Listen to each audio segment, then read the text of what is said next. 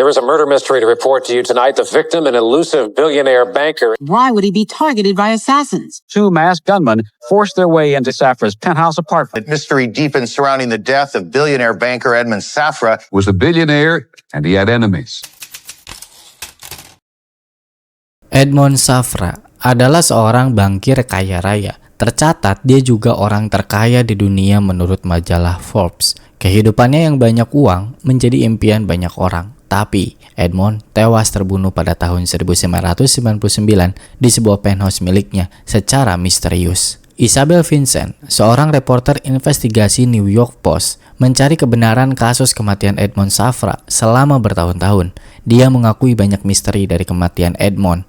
Menurut cerita pada saat malam kejadian Edmund tewas di penthouse-nya di Monaco, terekam dua orang misterius menggunakan topeng membawa pisau dan Edmund Safra tewas setelah itu. Edmund bersama perawat mengunci di ruang aman dengan lapis baja. Karena penyusup itu tidak bisa membukanya, mereka membakar penthouse. Edmund ditemukan tewas duduk di kursi merah, sedangkan perawatnya terbaring di bawahnya. Edmund orang kaya raya. Dia memiliki villa termahal di dunia yang terletak di Perancis. Edmund bisnis berhubungan langsung dengan pengusaha, politisi, artis Hollywood, bahkan keluarga kerajaan Monaco. Untuk bisa menelusuri kasus kematian Edmund lebih dalam, salah satu teman keluarga Safra, sebenarnya tidak semua keluarga Safra mengakuinya sebagai teman.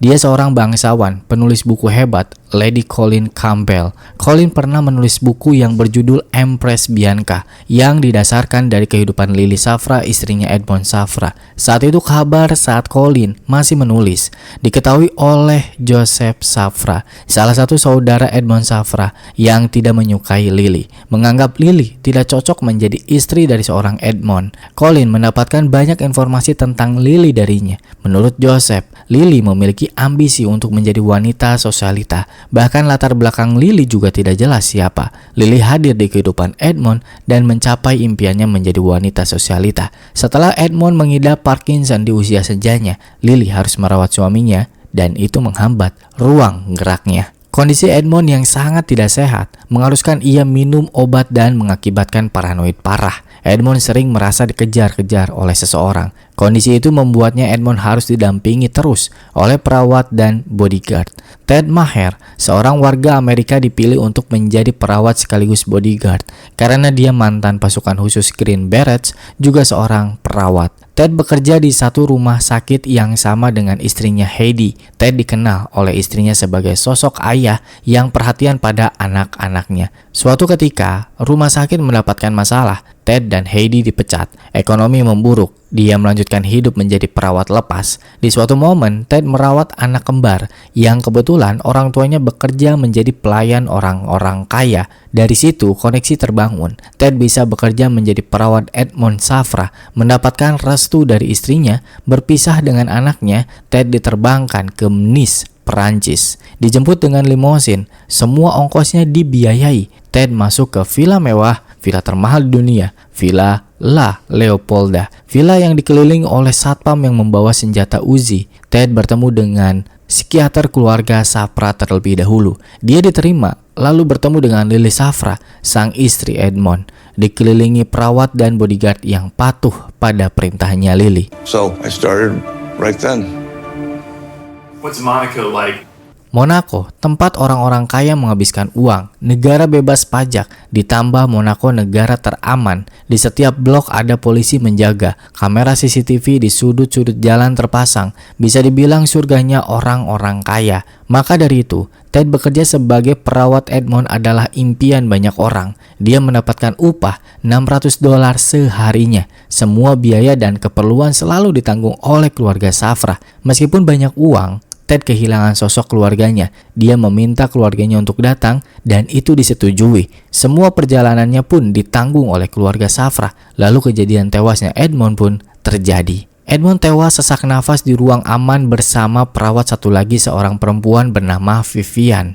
Kejadian itu menewaskan mereka, tapi Lily berhasil kabur. Jaksa penuntut mewakili kepangeranan menyatakan telah terjadi penyerangan dan penyusupan orang bersenjata ke apartemen Edmund di Monaco. Tapi yang menyebabkan tewas Edmund bukanlah serangan, melainkan kehabisan nafas karena asap menyelimutinya. Sedangkan Ted berhasil selamat, tapi dia mendapatkan tikaman pisau 2 kali, satu di bagian paha, satu lagi di bagian perut. Kejadian ini menimbulkan pertanyaan, kenapa bisa Edmond terbunuh di negara yang aman? Mr. X, mantan kepala keamanan Edmond Safra, dia berkata, Edmond memiliki ketakutan pada organisasi teroris dan mafia. Selama Mr. X bekerja dengan Edmond, dia memberikan keamanan super ketat, melakukan pelatihan, mengganti anggota keamanan setiap bulannya. Edmond sendiri memuji Mr. X dan puas atas kinerjanya.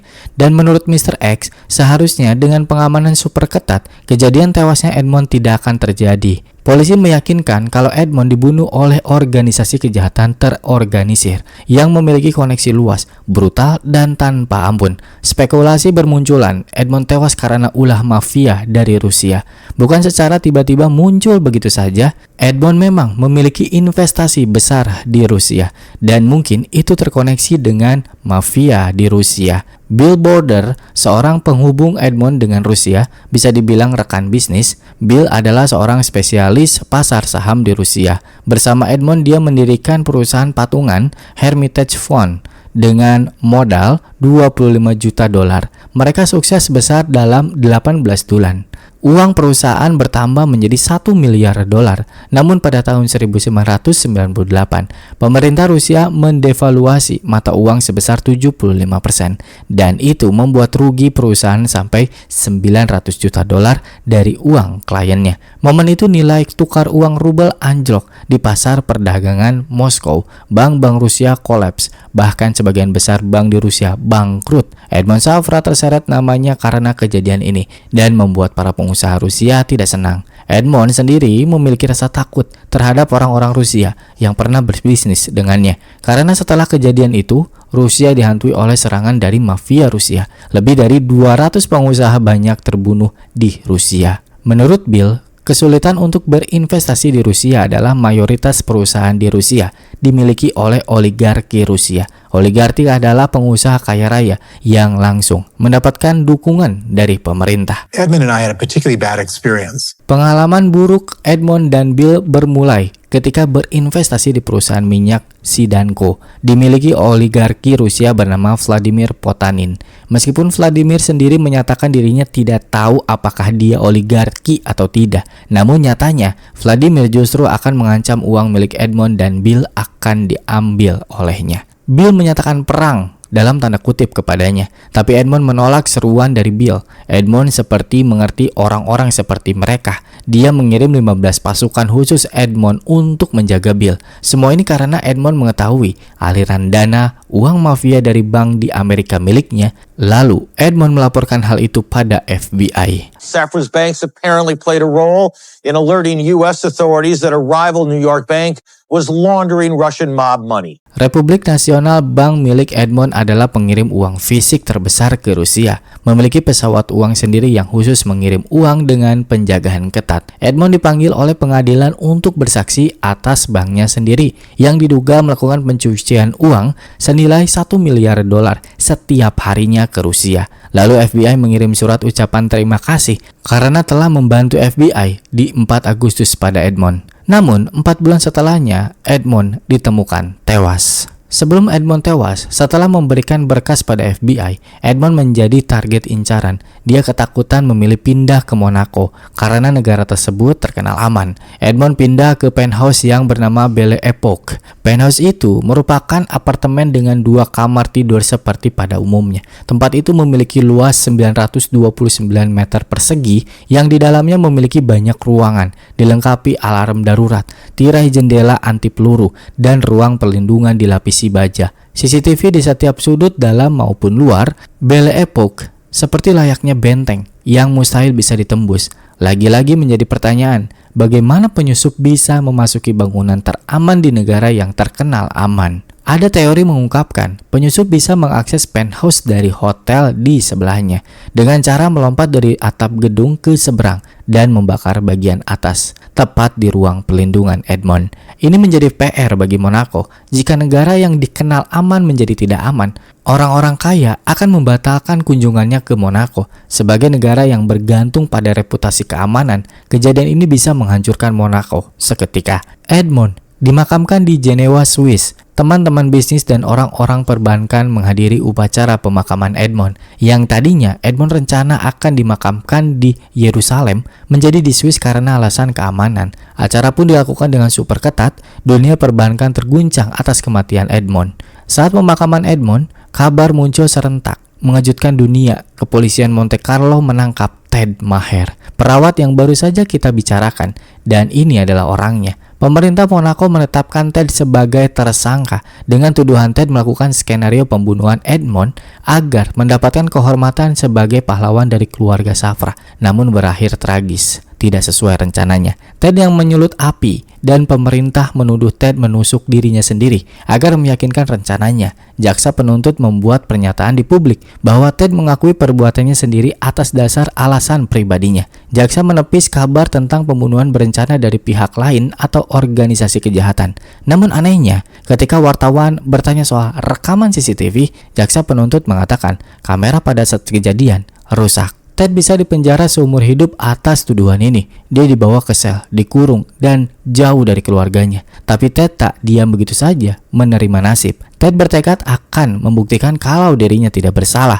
Seorang pengacara bernama Michael Griffith akan membela Ted dengan sukarela tanpa dibayar. Dia akan membuktikan kebenaran pada Monaco. Michael menemui Ted di penjara Monaco. Yang pertama dia lakukan saat bertemu memotret luka bekas tusukan pada tubuh Ted. Menurut Michael, Ted bercerita kepadanya sebelum hari kejadian Edmond tewas, dia pernah diculik oleh orang tak dikenal. Dia dimasukkan ke dalam mobil van. Ted tidak mengetahui pelaku karena ditutup dan logat bicaranya seperti orang Rusia, kata Ted. Orang-orang itu menunjukkan foto-foto istrinya dan anak-anak Ted. Ted disuruh untuk membuka salah satu jendela pada suatu malam. Dalam tekanan dan ancaman, Ted bilang dia libur di malam tersebut. Namun para penculik mengatakan kalau Ted akan bekerja pada malam itu. If I do something wrong, my family's going to be killed. Entah bagaimana ceritanya, Ted di sore hari sebelum kejadian ditelepon oleh pihak manajer harus masuk karena perawat yang kebetulan masuk di malam itu ada masalah visa. Singkat cerita, Ted bekerja seperti biasa, menyiapkan tempat tidur, obat, dan segala hal. Di malam itu, Ted berada di ruang gym, dan tiba-tiba seseorang menyerangnya. Ted membalas dengan memukul memakai barbel 10 kg, lalu melawan balik, dan akhirnya dia pingsan. Setelah beberapa menit pingsan, Ted terbangun, melihat sekeliling tak ada siapa-siapa, karena apartemen yang lega mungkin si pelaku belum menemukan Edmond. Ted menemui Vivian dalam keadaan berdarah-darah. Dia memberikan HP-nya kepada Vivian, menyuruh menelpon bantuan dan bawa Edmond ke ruang aman. Ada 2 orang penyusup datang, kata Ted. Ted tidak tahu kalau ada alarm emergensi di sini. Yang dia tahu ada alarm kebakaran. Ted menyulut api di tong sampah, membiarkan terbakar dan alarm pun berbunyi. Setelah itu Ted merangkak ke lift untuk turun, lalu pingsan. Heidi, istri Ted, menelpon pada Michael. Heidi mengatakan Lily Safra telah menelpon mengabarkan perihal Ted. Heidi diminta pergi untuk menemuinya. Semua biaya ditanggung. Sesampainya di Nice, Prancis, dia dijemput oleh limosin, tapi si supir tidak menuju ke rumah sakit, melainkan ke kantor polisi. Heidi diperiksa, dicecar pertanyaan bagaimana Ted bisa bekerja dengan Edmond. Setelah pemeriksaan cukup panjang, Heidi keluar kantor polisi. Dia tiba-tiba diculik dibawa ke sebuah hotel dan paspornya disita. Sementara itu, Ted siuman dia sudah ditunggu oleh 2 detektif. Mereka memberitahu kabar terkini. Edmond dan Vivian tewas terbunuh. Ted menangis. 2 detektif itu memberikan sebuah dokumen yang harus Ted tanda tangani. Ted dinyatakan sebagai tersangka atas kematian Edmond dan Vivian. 2 detektif itu mengatakan Ted harus menandatangani ini, atau Heidi tidak akan selamat. Dan mereka menunjukkan paspor milik Heidi. Terpaksa Ted menuruti kemauan polisi. Dan ternyata dokumen yang ditandatangani oleh Ted berbahasa Prancis dan ia tak mengerti apa isinya. Ini membingungkan. Jaksa penuntut mengatakan Ted melakukan ini atas dasar kemauannya sendiri. Ted terus mengelak dan mengatakan bahwa dirinya tidak memiliki motif untuk membunuh majikannya yang super kaya. Hidup Ted sudah makmur, segalanya dijamin, gaji besar, untuk apa harus membunuh Edmond? Mr. X memiliki tanggapan lain. Dari kematian Edmond, pasti ada pihak yang diuntungkan. Saat kejadian, yang selamat hanyalah Lily Safra. Dia berada di gedung seberang dan Edmond mewarisi hartanya pada istrinya seorang. Isabel mendalami informasi tentang Lily. Lily lahir di Brazil, Rio de Janeiro. lahir di kaum menengah ke atas, 4 kali menikah. Setiap bercerai, kekayaan Lily bertambah. Statusnya naik pesat menjadi masyarakat kalangan atas. Bagaimana bisa dia begitu menggoda?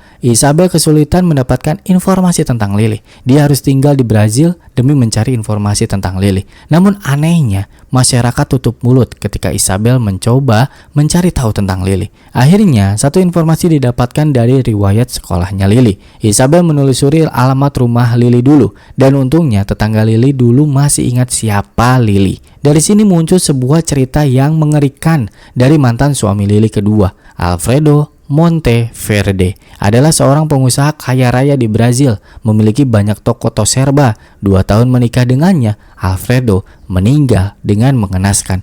Polisi menetapkan kematian Alfredo sebagai bunuh diri. Namun anehnya, dalam keterangan otopsi Alfredo, dia menembak dirinya 2 kali di bagian dada dan di kepala. Timbul pertanyaan, bagaimana bisa seseorang yang bunuh diri menembak dirinya 2 kali? Rosita, adiknya Alfredo, adalah teman baik Colin. Rosita bercerita kepada Colin kalau kakaknya tahu bahwa Lily berselingkuh dengan Edmond. Alfredo menelpon pengacaranya ingin menceraikan Lily. Belum juga diceraikan, Alfredo tewas terlebih dahulu. Yang lebih mengejutkannya lagi, surat wasiat Alfredo diubah oleh Lily dan seluruh harta kekayaan Alfredo jatuh kepada Lily. Dan ini sama ceritanya dengan Edmond. Lily juga mengubah surat wasiat Edmond, menghapus nama saudara Edmond, dan kekayaannya Edmond jatuh kepada Lily. Lily mendapatkan 4,8 miliar dolar Amerika tanpa potongan pajak. Karena sebelum Edmond tewas, Lily dan Edmond pindah ke warganegaraan menjadi Monaco.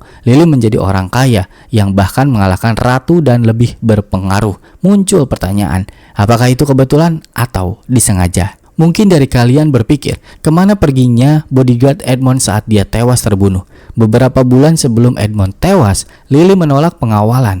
Mr. X melaporkan ini kepada Edmond dan Edmond mengatakan kepada Mr. X, lakukan apa yang harus kau lakukan, jangan sampai Lily tahu. Namun setelah itu, Mr. X dipecat oleh Lily dan posisinya digantikan oleh Samuel Cohen yang patuh pada perintah Lily. Dari sini Lily memegang kendali keamanan suaminya. Di malam kejadian, tak satu pun bodyguard Edmond menjaga saat itu. Mereka diliburkan oleh Lily. Padahal tidak sulit untuk memeriksa Lily, namun Monaco bersikeras menetapkan Ted sebagai tersangka. Seorang pengacara dari Monaco, Sandrine Seton, diutus untuk membela Ted di pengadilan. Michael dan Sandrine berseberangan pendapat. Tim hukum yang dibentuk untuk membela Ted sebelum Michael bergabung mengatakan pada Ted untuk mempertahankan tuduhan, yaitu Ted membunuh Edmond. Jika berbohong maka akan menambah masalah. Sedangkan Michael menyuruh Ted untuk menggunakan pembelaan dari kasus penculikan Heidi. Ini menjadi dilema bagi Ted. Namun pada akhirnya Ted memilih di pihak Sandrine. Michael melihat bahwa ada sesuatu di balik semua ini. Persidangan Ted ramai. Ted didakwa penyebab kebakaran penthouse yang mengakibatkan meninggalnya Edmond dan Vivian. Jaksa penuntut percaya bahwa Ted merencanakan ini semua karena ingin dianggap pahlawan oleh keluarga Safra dan mendapatkan banyak uang. Sonia, saksi ahli, didatangkan. Dia kepala perawat di keluarga Safra. Sonia lebih dulu bekerja di keluarga Safra sejak 1998. Dia dengan Ted tidak akrab karena Ted sering komplain kepada Sonia tidak mendapatkan waktu kerja yang cukup, kekurangan uang untuk menafkahi keluarganya. Sonia hadir bukan untuk membela Ted, melainkan memiliki alasan kuat untuk menuduh Ted adalah pelakunya. Semua pernyataan Ted dibantah. Sonia bilang semua itu adalah kebohongan. Sonia mengatakan Ted memiliki kepribadian ganda. Namun dari sudut pandang pengamatan dari pengacara Ted, mereka ini sering berseteru karena merebutkan jabatan sebagai kepala perawat. Rumor mengatakan Lily lah yang membayar kepada semua perawat untuk menuduh Ted. Bahkan Sonia pun disuap olehnya. Salah satu pengacara Lily bertanya langsung kepada Heidi. Heidi mengatakan memang betul suaminya sedang dalam masalah ekonomi. Namun Heidi yakin Ted tidak mungkin menyakiti orang. Sandrine pernah meminta rekaman CCTV Belle Epoque. Namun anehnya hanya rekaman CCTV pada bagian yang memungkinkan penyusup masuk menghilang. 2 minggu sebelum kejadian, kesaksian Sonia mengatakan kalau dia pernah melihat Ted mengutak-atik plafon, dan jaksa menemukan fakta bahwa Ted pernah bekerja di Departemen Keamanan Rekaman dalam sebuah kasino. Ini menjadi tuduhan baru kalau Ted bertanggung jawab atas hilangnya rekaman CCTV tersebut. Jaksa menambahkan pengalaman Ted ketika masih berada di Green Berets. Dia seorang tentara medis yang mungkin tahu bagian yang tidak bahaya jika tertusuk. Michael melakukan pembelaan. Dia menyuruh Ted berargumen bahwa kesalahan ini bukan hanya karena dirinya, tapi juga karena kelalaian polisi dan pemadam kebakaran. Karena fakta lapangan, setelah alarm kebakaran berbunyi, butuh 15 menit polisi dan pemadam tiba. Tapi nyatanya, 2,5 jam mereka baru sampai lokasi. Pada jam 4.49 menit, alarm kebakaran berbunyi. Di jam 4.53, Ted turun ke lobi melalui lift. Resepsionis melihat Ted dan menelpon polisi mengatakan Ted ditembak. Ini menjadi kebingungan baru di persidangan. Polisi yang tiba di Belle Epoque harus mengosongkan gedung sebelum pemadam diizinkan masuk. Waktu terus berjalan, Vivian menelpon Sonia meminta tolong lapor polisi. Sonia menelpon kepala keamanan keluarga Safra. Samuel tiba jam 5.20. Samuel tiba memberi arahan kepada petugas kemana dan harus apa, tapi petugas menolak arahan Samuel. Samuel memaksa masuk sendirian. Dia malah dihentikan oleh polisi dan diborgol. Samuel mendengar salah satu pemadam kebakaran bilang kalau dia takut ketinggian. Hal yang aneh, sebagai pemadam memiliki rasa takut akan ketinggian. Barulah pada jam 6.15 pemadam memadamkan api. Vivian menelpon sebanyak 7 kali kepada Sonia dan dia mengatakan ada asap yang masuk ke ruang perlindungan. Sonia memohon kepada polisi saat itu untuk masuk ke dalam. Jam 6.30 panggilan terakhir Vivian. Jam 7 petugas baru masuk ke kamar Edmond dan jam 7.45 petugas berhasil masuk. Butuh 3 jam petugas mengevakuasi Edmond. Kesimpulannya, petugas pemadam kebakaran tidak memadamkan api, polisi tidak mendobrak pintu kamar yang sepertinya semua ini dirancang untuk gagal.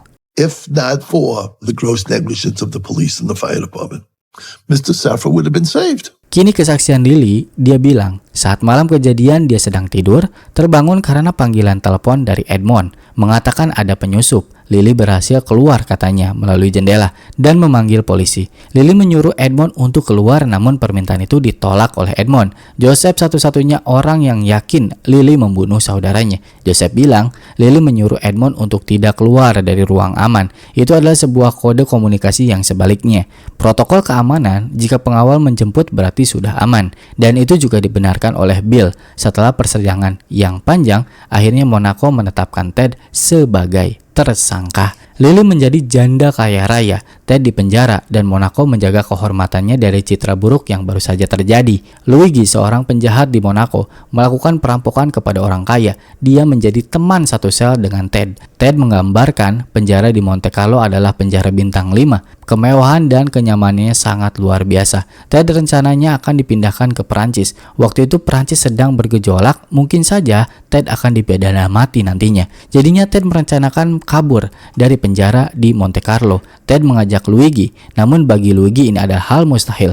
Penjara ini dilengkapi dengan kamera, alat canggih detektor, jeruji baja, batu menjadi pondasi seperti benteng. Lalu Ted menyuruh adiknya untuk menyelundupkan gergaji besi kecil ke Alkitabnya dan menyuruh pastor yang mengantarkannya ke penjara. Karena pastor tak melewati metal detektor, jadi aman. Ted menghabiskan waktu 5 minggu untuk bisa memotong jeruji jendela. Malam kejadian Ted kabur, kebetulan sedang ada Liga Champion. Semua penjaga menonton TV. Ted berhasil kabur dengan minim penjagaan malam itu. Penjara Monaco tidak memiliki pakaian khusus, jadinya Ted gampang berbaur seperti orang biasa pada umumnya. Ted berjalan 40 km menuju Nice, bahkan saat berjalan dia bertemu dengan polisi Monaco dan sempat menegur sapa. Ted menepi di sebuah hotel bintang 2, alasan mobil mogok. Dia meminjam telepon untuk menelpon saudaranya, meminta nomor kartu kredit saudaranya untuk menyewa kamar. Dan bodohnya, Ted menelpon pastor yang menolongnya, meminta bertemu di Prancis. Juga dia menelpon Heidi setelah itu. Namun Heidi bukan senang, melainkan takut dan tak ingin melanjutkan pembicaraan. Heidi menelpon pengacara di Monaco dan pengacara itu menelpon penjara. Dari situ polisi baru mengetahui kalau Ted kabur.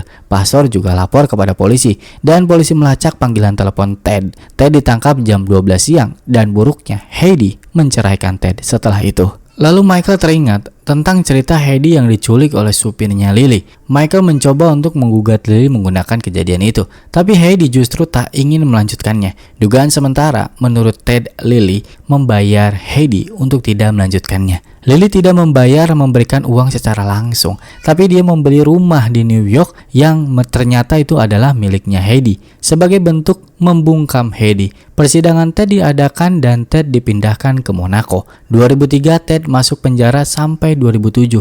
Tiba-tiba hakim di Monaco bernama Hulin memberi pernyataan pada publik kalau sidang Ted Maher telah dirancang sebelum persidangan dilaksanakan. Kabar itu menjadi guncangan bagi pemerintah Monaco. Namun, meskipun demikian, Pangeran Monaco saat itu adalah Pangeran Albert, teman dekat Putin, mengatakan kalau negaranya aman dan tuduhan hakim tersebut tidaklah benar. Setelah kematian Edmond, tiba-tiba villa di Prancis, villa termahal yaitu La Leopolda, dijual oleh Lily. Orang yang membelinya berasal dari Rusia bernama Mikhail Prokhorov, seorang raja nikel dari Rusia. Punya harta 18 miliar dolar. Dia menawar villa itu seharga 500 juta dolar dengan uang muka 50 juta dolar kepada Lily. Namun anehnya, transaksi tidak berlanjut dan Lily tidak mengembalikan uangnya. Ini menjadi sebuah pertanyaan. Kenapa bisa begitu dan apa dibalik transaksi ini? Dari semua kejadian, Ted tetap saja dihukum menjalani bertahun-tahun hukuman penjara.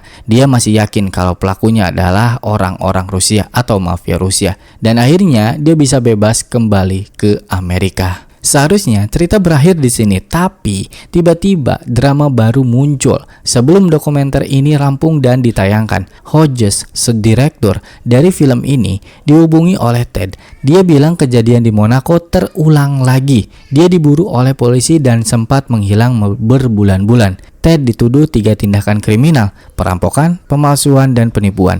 Dia telah memalsukan cek milik mantan istrinya. Ted tertangkap kamera pada saat di bank. Dia melakukan perlawanan ketika akan ditangkap. Lalu dia kabur keluar kota. Kejadian ini, FBI harus turun tangan mencari Ted. Ted menelpon langsung kepada Hodges. Dia mengatakan kalau semua ini adalah jebakan. Seorang detektif Carlsbad Police Department mengatakan Ted adalah orang pintar. Dia selalu selangkah lebih maju dari yang lain. Setiap seminggu sekali Ted selalu menelpon Hodges karena dia satu-satunya orang yang bisa dia percaya. Menceritakan semua kejadian yang dialaminya selama seminggu. Semakin Hodges mendengarkan, semakin objektivitasnya menjadi kabur. Setelah beberapa pekan, akhirnya Ted tertangkap di wilayah Eddie. Dia didakwa karena tuduhan mencoba membunuh istrinya dengan cara membayar pembunuh bayaran. Bukan Heidi, tapi istrinya yang baru. Hodges ingin mempercayai cerita Ted, tapi sulit untuk dilakukan setelah kejadian ini. Namun setelah itu, Hodges bicara dengan anggota Green Berets sungguhan. Dan ternyata Ted tidak pernah menjadi pasukan khusus, hanya sekedar mengikuti pelatihan saja. Dan setelah itu Ted resmi dijatuhi hukuman 9 tahun penjara dan akan bebas pada tahun 2031. Kebohongan Ted terungkap, dia bukan pasukan khusus. Dokumen yang diberikan 2 detektif waktu itu kepadanya tidaklah berbahasa Prancis, melainkan bahasa Inggris yang telah ditranslate dari bahasa Prancis. Keberadaan 2 penyusup pun diragukan karena rekaman CCTV itu tidak pernah ditemukan. Bill Browder telah menjadi target pembunuhan beberapa kali oleh mafia Rusia. Isabel meliris buku dan digugat oleh keluarga Safra dan tidak boleh beredar bukunya di Brazil. Lady Colleen Campbell digugat oleh Lily Safra dan bukunya dihancurkan. Kemudian diterbit ulang dengan banyak editan. Michael mencoba menggelar simulasi sidang kasus Ted Maher di Monaco. Pada hari pelaksanaan, acara itu tiba-tiba dihentikan oleh pengacaranya Lily. Terakhir, Heidi Maher tidak menanggapi permintaan komen dari pembuatan film, tetapi mereka tidak punya bukti bahwa dia menerima uang dari Lily. Pangeran Albert mengutuk keras invasi Rusia ke Ukraina dan Monaco memberikan sanksi. Lily Safra meninggal pada tahun 2022 dan ia memiliki kekayaan 1,3 miliar dolar. Lah, sisanya kemana? Jadi sebenarnya, siapa pembunuh Edmond Safra tidak pernah diketahui sampai detik ini. Dan kejadian ini membuktikan bahwa cerita-cerita seperti di film-film benar-benar terjadi di kehidupan nyata. Gua Angga, sampai jumpa di video selanjutnya. Terima kasih.